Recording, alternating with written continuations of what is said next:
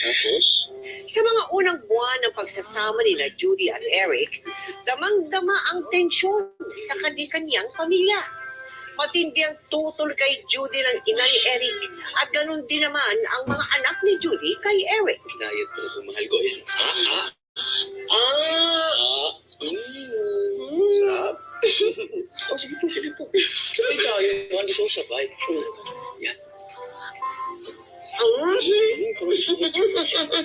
Sarap naman. Pagaling sa iba, sarap.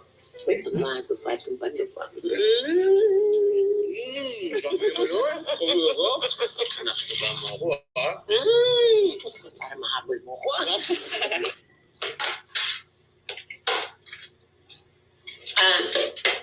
Anak, may problema? Eto na lang, Nay. Eto na lang natira sa ice cream na binili ko kanina. Pasensya ka na. Medyo kumuha kami ng konti. Konti, halos paubos na to Jelay, pasensya ka na. Kumuha lang ako kanina pag uwi ko eh. Akala ko kasi binili ng mama mo to. Sana kasi nagtatanong muna bago mga ilam ng pagkain nasa rep, ano? Teka, alam mo, kahit na ikaw o ako ang bumili ng ice cream na yan, dito sa pamamahay na ito, pwedeng kumain kahit sino. Hindi naman tayo boarding house dito na kanya-kanyang tabi ng pagkain, ha? Di bale, bibili na lang ako sa tindahan. Hindi. Alam mo, laki ng issue mo eh. Ice cream lang yan. Parang ang damot-damot mo eh. Hindi ka naman ganyan dati. Ha? Kung tutuusin, pwede kong balitan yan kahit 10 galon. Ano bang pinuputok ng butsi mo? Eh kasi naman hindi kayo nahihiya sa sasabihin ng ibang tao. Tanda-tandaan nyo na kung may kiranking pa kayo.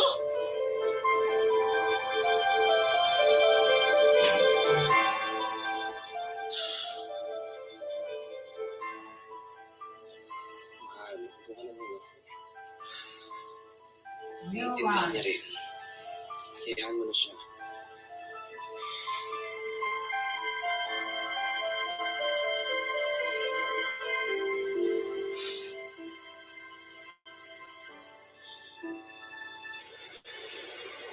Mang, pasensya na ho ah. Yan lang po muna. Hindi pa ho kasi tumatawag sa akin yung ahensya eh. Ang matatagalan pa ho yung sampa ko ulit sa barko.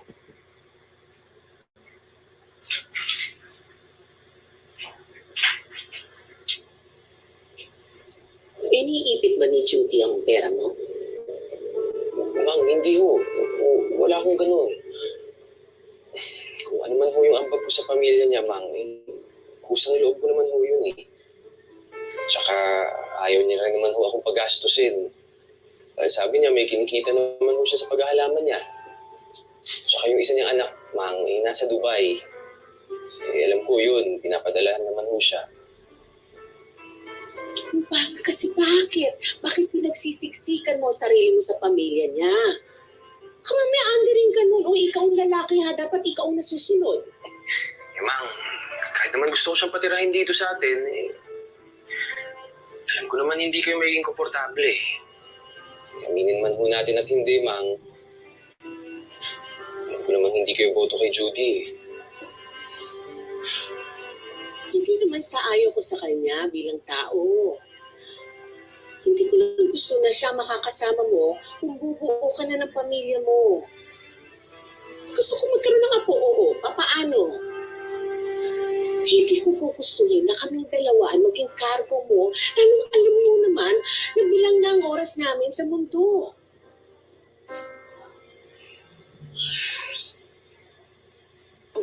Tumatawag sa akin si Eric, nagagalit po siya na ano naman niya, kausapan na rin matanda. Ang dami-daming bata niya sa matanda. Naririnig ko po yun. Kaya sabi po, Nasasaktan ka. Opo, pero ang pinangahawakan ko po yung salita ni Eric na wala akong pakialam sa kanila. Ikaw, ang pinapakialaman ko din, ikaw, mahal ko. Cheers! Kampay! Matira matibay, ha? Baka malate ka. May flight ka pang maaga bukas papuntang Dubai. Deadman, ha? Gusto kong samahan tumagay yung nanay kong sobrang in love. Cheers!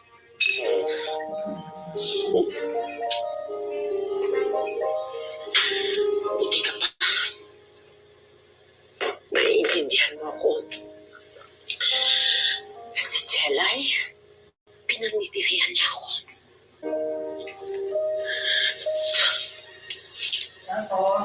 Sabihin mo sa akin ang totoo. Walang iba ang nanay mo. Nay, hindi ka malandi. Tigang ka lang. Ay naman. Joke lang, pinapatawa lang kita. Ang drama-drama mo kasi. Nakakatoxic sa damdamin. Cheers na lang, Nay. Inom na lang tayo.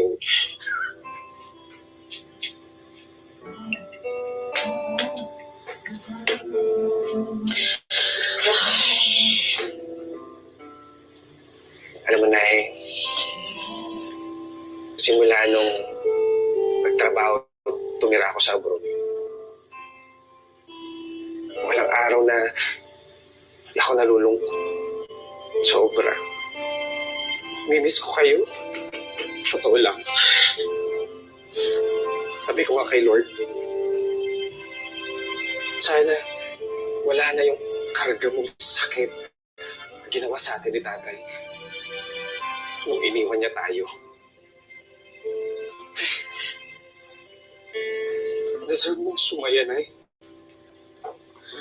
Kasi ikaw, hindi mo kami iniwan. Hindi mo kami pinabayaan. Maganda na ako. Ang gusto ko lang naman, yung may lalaking magmamahal sa akin. Actually, ako rin, Nay. Gusto ko rin ang lalaki magmamahal sa akin.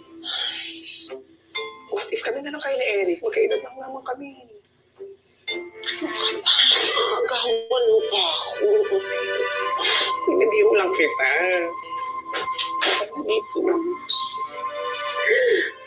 Salamat na iintindihan mo. May kakampi ako. Nahihirapan din ako na maraming kumukontra. Sumabog magmahal. Ang galing, Nay. Ako gets kita. Salamat. Kami ako sa'yo. Salamat. Kaya manisip pahiram kay Eric, ha? Ang tanong ko ba? Ito naman. Hindi mo talaga. Idol kita. I love you, anak. I love you. Oh, bakit nandito tayo ngayon? Kadalasan, first Friday ka nang umpisal sa pare. Umpisal pa rin naman ako. Hindi nga lang si pare. Kanino sa akin? Teka. Anong ikukumpisal mo? May chicks ka. Hindi, walang ganun, ha? Hindi pwede yun. Tsaka, may magagalit.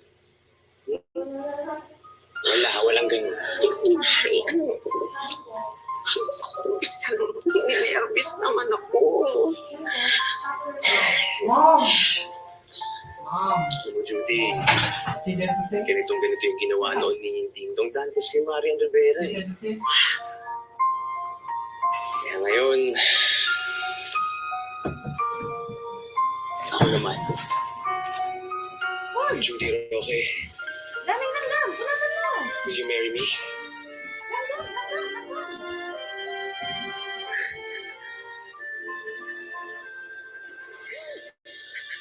Yes.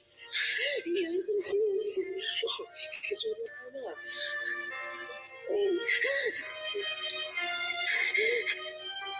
Totoo ba to? Totoo ba to? Oo naman. Ay, hindi na ako mag-iisip.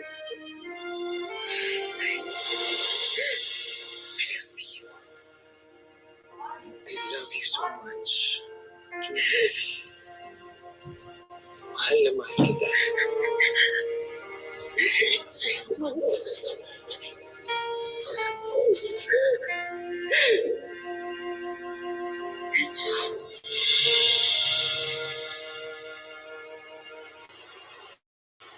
Tulungan na kita. Alam ko kung paano ikabit yan. Hindi na. Ako na. Kaya ko to. Mahirapan ka talagang ikabit yan. Mali yung diskarte mo eh. Sige na.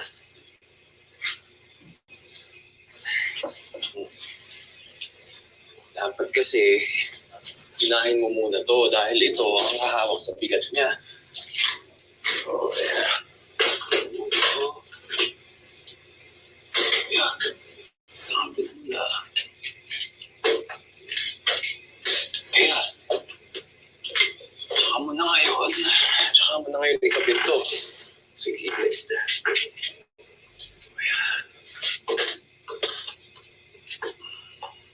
Mahal mo ba talaga yung nanay ko? Mahal na mahal. Kaya nga pakakasalan ko na siya para hindi na kami ganitong lipin-lipin lang. Bakit siya? Bakit hindi siya? Alam mo, Jella, yung nanay mo, ay mabuting puso. Buti siyang tao at maayos ang ugali niya. Sa panahon ngayon, hindi ka na rin makakahanap ng babaeng ganun. Ang laki ng tanda niya sa'yo. Pwede mo na nga siyang nanay eh. Hindi mo ba naisip yon? Hindi ka ba nahihiya sa mga kaibigan mo? Na yung magiging asawa mo, senior citizen na. Pag nagmahal ka, puro maganda lang ang nakikita mo.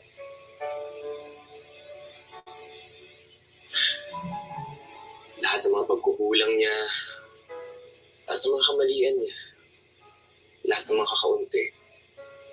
Jella, hindi mo naman nabibilangin yun eh. Kasi sa mata ng nagmamahal, lahat ng yun sumasapat. Mahal mo eh. Sa kabila ng kabigatan at pagtutol ng kani-kanyang pamilya, sina Judy at Eric, itinuloy pa rin nila ang pagpapakasal para magsama na sila bilang mag-asawa. Para kay Judy, napakaswerte niya kay Eric dahil dito niya naramdaman ang totoong pagmamahal at pagpapahalaga. Amang?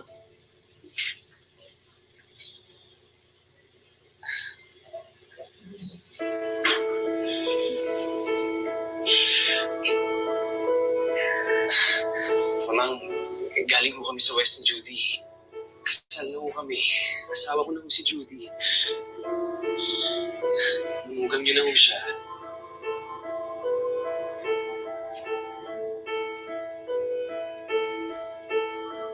Mamang? Hindi mo ko respeto. Sinunod mo pa rin ang gusto mo. Hindi niyo nakuhang imbitahin ako sa kasal niyo. Mamang, sa West pa lang naman ho yun eh. Tsaka ngayon, nag-iipon pa naman ho kami para sa kasal namin sa simbahan. At ano? Sa puwera kami ng mga kapatid mo? Paano na mga kapatid mo? Paano na ako? Paano yung nag-iisa mong